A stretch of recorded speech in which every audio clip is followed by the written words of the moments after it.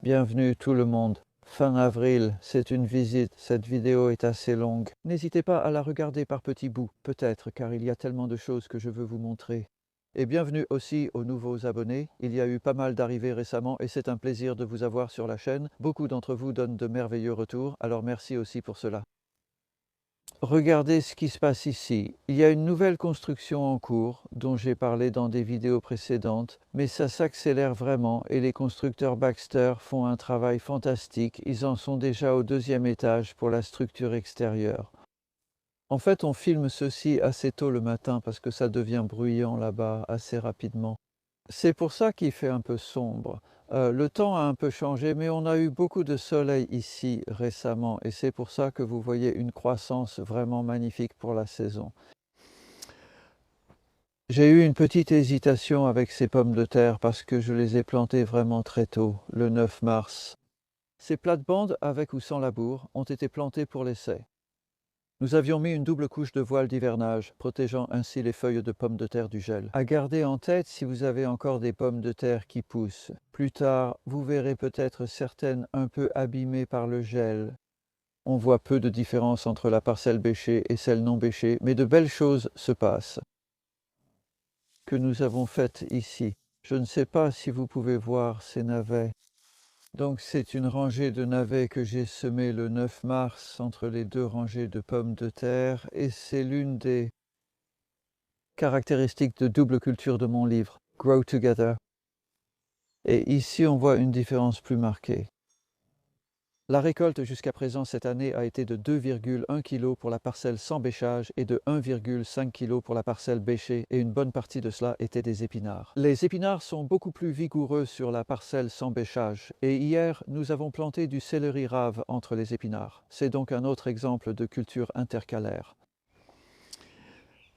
J'ai retiré la couverture de ces planches car les pois devenaient trop grands. Le problème avec ça, c'est que, par exemple, ces choux raves ne sont pas couverts. Et ça m'inquiète parce que la mouche du chou peut creuser des galeries dans les racines des choux raves. Je croise les doigts. Vous pouvez aussi remarquer une nette différence, même si la surface de la planche sans labour reste assez ligneuse à cause du compost maison. C'est un très bon compost sous la couche de bois, mais on se retrouve avec une surface un peu ligneuse. Pourtant, les carottes ont bien levé, en fait mieux qu'à l'endroit où la surface du sol est un peu croûtée par la pluie et le vent. Ici, nous avons quelque chose d'intéressant. Une autre culture associée, et cette fois c'est du céleri rave entre de l'ail. Je manque déjà de place. Presque tout ce jardin est déjà planté, sauf l'endroit où je vais mettre les courges. Et c'est présenté dans mon nouveau livre. On l'a mis dans un sac en plastique en fait parce qu'il bruine tellement. Grow Together. Il se vend très bien. Merci à ceux qui l'ont acheté. N'hésitez pas à laisser un avis sur Amazon, je vous en serai reconnaissant. Il explique beaucoup de ces associations possibles de plantes comme celles que nous avions ici, et celles-ci sont déjà terminées, donc c'était des carottes, ou ce sont des carottes, pardon, puis des radis entre les deux, et nous avons récolté beaucoup de radis qui ont été semés en même temps dans les rangs. Au début, ils avaient une toile de protection dessus. Donc j'utilise beaucoup de protection pour que ces premiers semis et plantations réussissent, et les radis ont soulevé la toile de protection, ce qui a aidé les carottes à bien s'établir. Comment savoir s'il faut utiliser des arceaux? Ensuite, nous avons ajouté des arceaux pour soutenir le filet un peu plus lourd. Cela dit, regardez ces céleris ici et là, ils ont le filet directement posé dessus. Je trouve que ça marche, ça a bien fonctionné l'an dernier. Ce céleri est en terre depuis environ 1 mois et il a été semé 6 semaines avant ça, vers la fin février. Et il devrait être récolté vers le mois de juin. Ce que je remarque cependant avec cette protection, c'est qu'elle empêche les pucerons d'attaquer. Le céleri, ce qui peut freiner sa croissance au début. En passant juste devant la serre ici, il y a tellement de choses à montrer et je ne peux pas tout mentionner. Mais je me suis dit que vous pourriez voir les tomates que je viens tout juste de sortir. Nous les planterons plus tard aujourd'hui. Ce sont surtout des tomates charnues qui aiment la chaleur. Je fais plutôt les tomates cerises dans le tunnel plastique, voire dehors. Et en fait, j'ai créé un cours à ce sujet. C'est un cours en ligne. Culture et multiplication sous serre et tunnels plastiques, culture sous abri. En gros, c'est ça. Vous pouvez le voir sur mon site web. Voici encore une fois une protection pour le céleri rave, cette fois selon le même principe. Il y a 3 rangées de céleri rave le long de cette planche et entre elles, il y a 2 rangées de poireaux et vous pouvez voir à quel point ils sont petits. Nous avons fait la même chose à la même période l'an dernier et cela a bien marché, mais cela donne un certain aspect. Parfois, ça me donne de l'appréhension de mettre ces petites plantes en terre et on se demande, mon Dieu, est-ce qu'elles vont vraiment s'en sortir? Mais elles y arrivent. Je veux dire, ça, c'est aussi du tournesol. Encore une fois, tu sais quel est l'avantage de ça? Elles sont cultivées en modules et c'est très rapide à planter. On ne les a pas mises sur les soucis. Elles deviennent un peu décolorées et c'est surtout à cause du froid, mais elles survivent et ensuite elles vont vraiment pousser quand il fera plus chaud. Alors qu'ici, vous savez, la laitue est très tolérante au froid et celle-ci a été semée fin février, plantée le 20 mars. Il y avait un voile de protection jusqu'à il y a quelques jours et on en a déjà récolté une fois en fait, donc très belle sélection ici. Et celles-ci vont être récoltées chaque semaine pendant probablement environ 10 semaines jusqu'à ce qu'elles montent finalement en fleurs. Sous cette protection, il y a des oignons. Je mets un voile de protection dessus à cause de la mineuse des Alliacées. Il y a quelques trous dans son vieux voile, mais on verra, je pense que ça devrait quand même fonctionner. Alors qu'ici j'ai des échalotes et je cultive peu d'échalotes, mais je veux voir comment elles s'en sortent face à la mineuse du poireau. Elles semblent aller bien, mais la période des dégâts commence.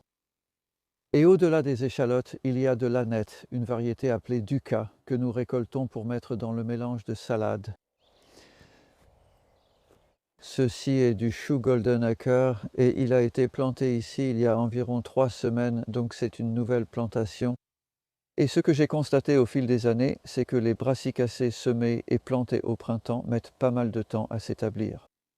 Et juste là, regardez la différence. Donc ici, ce sont des brocolis calabrés et du chou-fleur qui ont été semés à la mi-septembre et plantés à la mi-octobre. Et pendant toute leur vie, ils ont eu cette toile de protection au-dessus, ces protections que vous pouvez trouver en jardinage. Chez Gardening Naturally, c'est la marque que j'utilise de toute façon, je les trouve vraiment bien. Et c'est un filet très fin pour légumes, mais c'est le cas. C'est probablement la 3e année que j'utilise celui-ci. Et si vous regardez là, vous pouvez voir qu'il commence à y avoir un peu de dégâts, ce qui veut dire que je ne garantirai pas que ça protège des altises. Si vous, quand vous plantez des brassicacées d'été en particulier, ça peut poser problème. C'est vraiment intéressant parce qu'on a une différence entre les semis directs de cette extrémité jusqu'ici, puis de là à là. Et puis ceux-ci ont en fait été semés en godet et plantés le 20 février. Ils ont été semés le 2 février. C'est bien plus tôt que ce que je recommande habituellement de semer. Et en fait, c'était un essai de compost et ils ont tellement bien poussé dans le compost. Je me suis dit, mettons-les en terre et nous avions mis du voile de protection dessus. Et ça a très bien marché car il y a très peu de dégâts causés par la mineuse des feuilles. Désolé, non, ce n'est pas la mineuse des feuilles cette fois, c'est le charançon. Voilà ce que font les charançons aux jeunes pois si vous semez les pois directement. Et ça m'est arrivé là-bas, en fait, là où il y a du maïs doux, maintenant. Ils sont grignotés tout autour comme ça et ils ont du mal à pousser, ils peinent à grandir et parfois ils n'y arrivent pas. Mais cette variété est très bonne pour la variété Tall Sugar, surtout avec un voile de protection. Et dans les deux cas, en fait, les semis directs ont très bien poussé. Le maïs doux qu'on a planté là-bas, j'ai oublié de le mentionner en fait, mais maintenant c'est vraiment le bon moment pour semer du maïs doux et vous pouvez le semer dans des petites alvéoles. J'ai trouvé que ça marche très bien. C'est probablement mon dernier semis de radis qui date en fait d'il y a seulement 4 semaines. Ceux-ci ont été semés directement parce que je trouve qu'en été, le radis devient beaucoup plus piquant en goût et il y a plus de dégâts de la part des altises sur les feuilles. Donc, nous en profitons au printemps et je n'essaie pas d'en avoir toute l'année. Et c'est exactement la même chose pour les navets. Ils sont fantastiques en ce moment. Nous récoltons sur cette planche depuis 2 semaines Tokyo Cross, une saveur vraiment excellente, semée en touffe, puis on retire les plus gros au fur et à mesure qu'ils sont prêts. pommes de terre, mais il y avait un lit, regarde ça. Dommage causé par le gel. Ce n'est pas une quantité de dégâts qui va vraiment mettre la plante en danger, mais si vous aviez eu un gel plus fort, c'est pour ça qu'on les a butés en fait. Vous savez, butter, ça veut dire les couvrir comme ça. Avec du compost, vous voyez aussi si c'est sec. J'espère qu'il pleuvra, mais seulement après le tournage. Et parfois, je rajoute encore du compost par-dessus, donc c'est butter sans bêcher. Si vous voulez, ça je voulais vous le montrer parce que c'est du liseron et c'est juste dans ce coin du jardin, ça continue d'envahir la plate-bande. Donc ce que je fais, c'est ça et je le soulève un peu. J'espère que c'est suffisant. Voyez combien de racines vous pouvez retirer. Ouais, voilà. Donc c'est comme ça qu'on s'occupe du liseron. S'il y en a, tout ça ira sur le tas de compost. Ensuite, j'appuie dessus. Je veux toujours garder la surface couverte pour conserver l'humidité. C'est très bien de composter ça. En fait, jetons un rapide coup d'œil au tas de compost ici parce que je voulais aussi vous montrer, après avoir beaucoup parlé des pois. Ceux-ci, ce sont des pois de senteur et ils ont mis du temps à démarrer, mais ils ont été semés en décembre dans la serre et nous les avons plantés début mars avec un peu de voile dessus et nous avons récemment mis la protection. C'est le tas de compost actuel. Ça commence juste à chauffer là-dedans. On transfère ça là-bas environ 6 semaines après que ce soit terminé. Et celui-ci est à nouveau plein et il sera transféré là-bas dans les prochaines semaines. Donc c'est un cycle continu et tout le compost qui était dans celui du milieu a été mis dans les tunnels en plastique avec du compost de champignonnière et du fumier de cheval pour faire pousser de superbes tomates. Voici quelques plates-bandes en bas, je veux te montrer. En fait, le tunnel en plastique aussi est intéressant à voir parce que tu peux te faire une idée du paillage que nous faisons. Contrairement à l'extérieur, dans les tunnels en plastique, je mets le compost en mai ou dans ce cas fin avril. Tout cela était rempli de salades d'hiver. Il en reste juste quelques-unes, un peu de bêtes et de laitue. Et au milieu, entre les salades, on plante de l'ail en octobre. Chaque année, cela fait 14 ans que l'ail est planté au même endroit. Et ça ne concurrence pas, on pourrait dire, les plants de salade. Et puis, une fois qu'ils sont enlevés, l'ail pousse vraiment. Et ensuite, on plantera 2 rangées de tomates, des concombres de chaque côté de l'ail, qui ne restera dans cet espace que pour environ 6 semaines de plus avant qu'on ne récolte l'ail. Et ensuite, ce sera plein de cultures d'été. Et le paillis, vous pouvez voir qu'on en met une bonne épaisseur. Il y a probablement bien 2,5 cm une fois que ça s'est tassé. Et dans les allées, au lieu de mettre des copeaux de bois, je mets en fait du compost dans les tunnels en polyéthylène parce que l'espace est précieux. Je veux en profiter au maximum et les plantes s'enracinent dans les allées. Ici, il va y avoir des murs. Ce sont de jeunes plantes qui commencent à pousser, comme celle-ci qui vient de sortir. Donc, on cultive un peu d'oignons nouveaux en dessous. Ce sont des pavots à graines. On dit souvent qu'on ne peut pas transplanter les coquelicots, mais en réalité c'est possible et cela fonctionne. Ceux-ci ont été semés en godet fin février puis plantés ici il y a 3 semaines.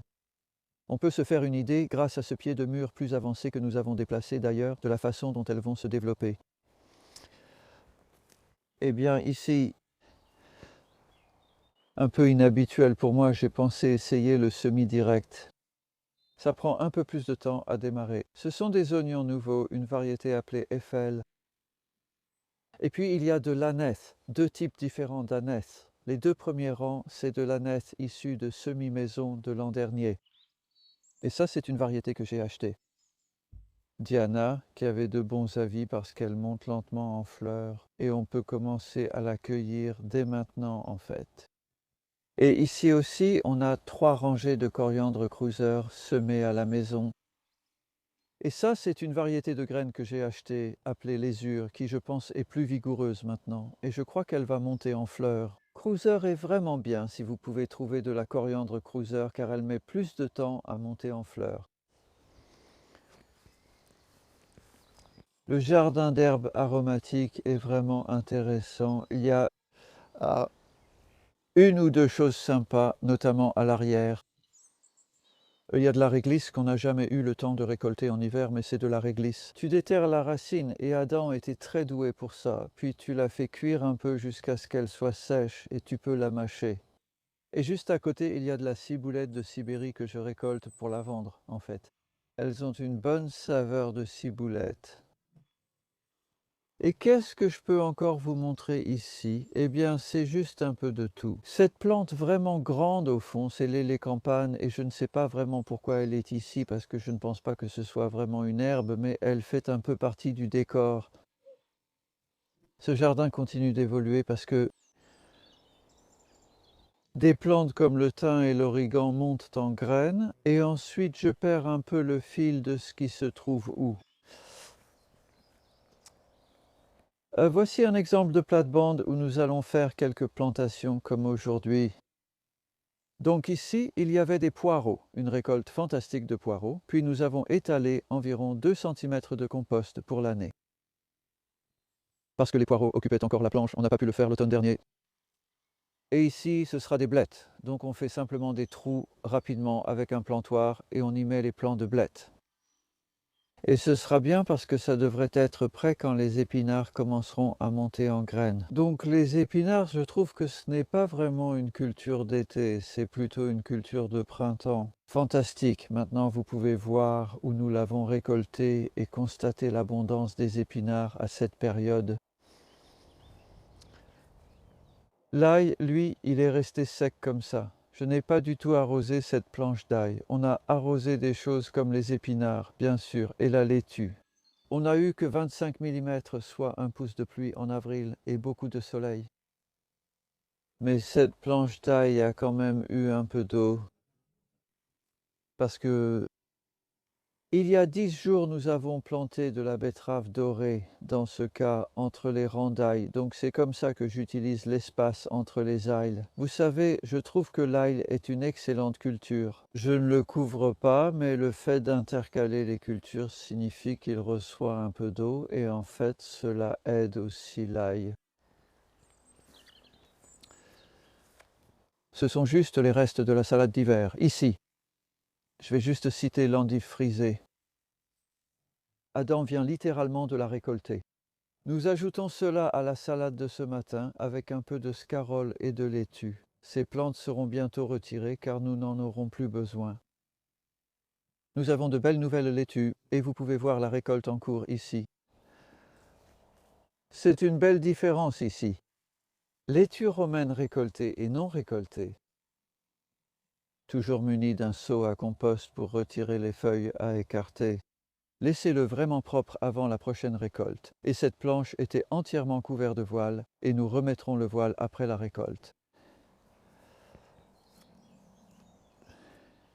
Regardez ces incroyables fèves. Elles ont été semées début novembre, juste avant la pleine lune. C'est vraiment un moment fort pour semer. Et nous avons cueilli beaucoup de têtes parce que les pucerons peuvent se poser sur les têtes et cela les empêche de devenir trop grandes. Mais à cette période de l'année, comme c'est très tôt, elles produisent de nouvelles tiges. Et ça, c'est la partie supérieure que vous pouvez manger. Nous la mettons en salade, en fait, ou nous la mangeons comme un légume vert. C'est Aqueducti Claudia qui est vraiment ma variété préférée, des graines de ma propre récolte que j'utilise chaque année. Cette roquette sauvage a aussi été vraiment abondante. Adam en récolte justement là-haut, il la coupe et elle continue de pousser pendant encore 2 ou 3 mois. Le filet aide vraiment à éloigner les altises et à garder les feuilles en bon état. C'est aussi vraiment le début d'une période d'abondance pour les asperges. Ceci est une variété au nom étrange, Gingelimb. Et j'ai planté ces griffes il y a 5 ans en fait, et vous pouvez voir cela dans une vidéo sur les asperges sur ma chaîne. Mais elles n'ont pas toutes été formidables, et ces deux-là n'ont pas pris, c'est pourquoi j'ai planté de nouvelles l'année dernière. Asperges semées. Ceci, je pense, c'est Mary Washington que nous avons aussi tout au bout, avec 1 an de plus. Et quand les asperges deviennent comme ça, qu'on ne les cueille pas, on mettra un petit tuteur pour éviter qu'elles ne tombent avec le vent. La rhubarbe, elle a été excellente, j'en récolte depuis début mars. C'est donc très tôt, mais elle perd un peu en qualité maintenant parce qu'il fait sec et la rhubarbe aime vraiment beaucoup d'humidité et en fait je n'ai pas d'eau pour tout. C'est juste un robinet et un tuyau, ce qui en fait dans ce climat suffit normalement. Ici vous pouvez voir un peu de dégâts causés par le gel sur les pommes de terre, mais rien qui m'inquiète. Celles-ci n'ont pas été couvertes ni rien. Vous voyez, nous les avons butées avec du compost en surface. Je veux juste vous montrer cet ail ici parce que c'est probablement le plus vigoureux de tous et il s'appelle Mersley White. Et je pense encore une fois que je vais planter quelque chose entre les deux, je ne sais pas encore quoi. Ce sera peut-être des courgettes en fait. Un peu plus tard, je vais aussi planter des courgettes dans cette grande plate-bande qui a un peu plus de compost. Eh bien, ici, ces deux plates-bandes sont couvertes avec quelque chose qui s'appelle du thermocrope. Je ne recommande pas forcément cela. C'est quelque chose que j'avais depuis plusieurs années et que j'ai simplement gardé et réutilisé. Mais en fait, ça fonctionne bien. L'an dernier, on a vu que ça tenait les altises éloignées des plantations d'été. Le problème, c'est que l'eau ne traverse pas comme avec un fil et on ne voit pas toujours ce qui se passe. Je suis content de voir que ces choux sont encore là. Ils ont été plantés il y a seulement 4 jours. Et encore une fois, je vais garder cette couverture sur les brassicacées. Ce sont des brassicacées de fin de printemps, d'été. Je les garde souvent couvertes tout le temps. Il n'y a pas que les pigeons, mais surtout tous les insectes. Celles-ci sont également couvertes principalement contre les pucerons en ce moment et aussi contre la mouche mineuse des alliums. Parce qu'on a encore ce double mélange, donc on fait pousser ensemble du céleri rave et des poireaux avec quelques soucis au bout en fait. C'est vraiment agréable. Je vais en faire beaucoup à partir de maintenant. Ce sont des soucis qui ont été semés très tard en mars et simplement en alvéoles. Et puis on en rempote quelques-uns pour en avoir aussi des plus tardifs. Il y a pas mal de plates-bandes vides ici, et c'est parce qu'elles attendent les courges, peut-être du maïs doux. Il reste encore beaucoup de plantations à faire, donc ne vous attendez pas à ce que votre jardin soit déjà plein. Mais si vous le voyez dans environ 1 mois, il n'y aura plus beaucoup de trous. Ce sont les seuls actuellement. Et puis ici, il y a du fenouil bulbeux intéressant. Je ne sais pas trop ce qui lui est arrivé. Pour moi, il n'a pas l'air tout à fait normal, mais il avait un voile d'hivernage que j'ai enlevé samedi soir il y a environ 2 ou 3 jours. Je pense qu'ils ont été un peu retardés, mais j'espère qu'ils vont vite grossir. Et là-haut, il y a des choux cavaliers incroyables. Donc les choux cavaliers ont été fantastiques tout l'hiver et le printemps. Plantés en septembre, récoltés depuis novembre. Toujours avec ce filet de protection.